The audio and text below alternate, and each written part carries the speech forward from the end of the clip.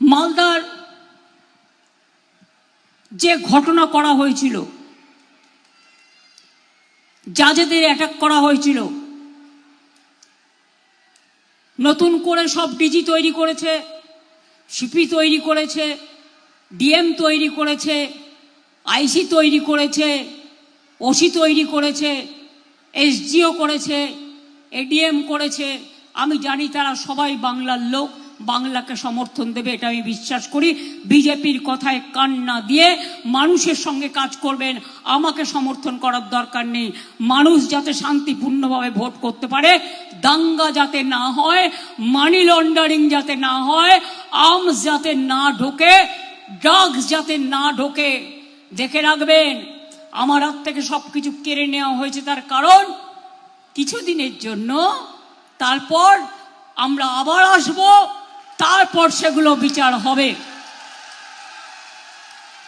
কিন্তু মালদার মোথাবাড়িতে যে ঘটনা ঘটেছে, যে করেছে তাকে হাতে নাতে কে ধরেছে জানেন?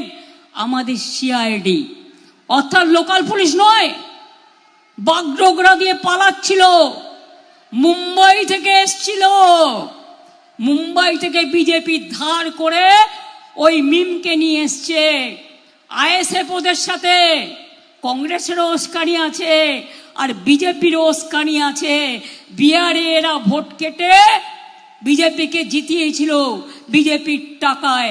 আর কালকেও যে দাঙ্গা করেছিল পরশুদিন, সেটাও এরাই করেছিল। মনে রাখবেন, পরিকল্পনা করে, পরিকল্পিত করে এনআইএ আসার আগে আমাদের সিআইডি, যেটা এখনো আমি দেখি সেই সিআইডি ইলেকশন কমিশনের আন্ডারে পড়ে না, সেই সিআইডি তাকে গ্রেপ্তার করেছে বাগডোগরা থেকে, আসল কালপ্রিটকে। বাংলার বদনাম করা, বাংলাকে অসম্মান করা, এই সুযোগে সংখ্যালঘুদের খেপিয়ে দিয়ে তাদের উপর এনআইএ দিয়ে, সিবিআই দিয়ে, ইডি দিয়ে অত্যাচার করা। বাইরের আউটসাইডার গুজরাট থেকে আসছে বাসে করে, আমি ভয়েস রেকর্ড পেয়েছি। কেন আমাদের সবাইকে চেঞ্জ করেছি জানেন? যাতে কেউ আটকাতে না পারে বর্ডারে।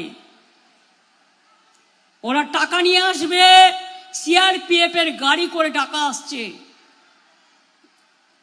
আর কোথায় কোথায় যাচ্ছে আমি জানি, আমার কাছে রেকর্ড আছে, আমি টাইমলি এক্সপোজ করব।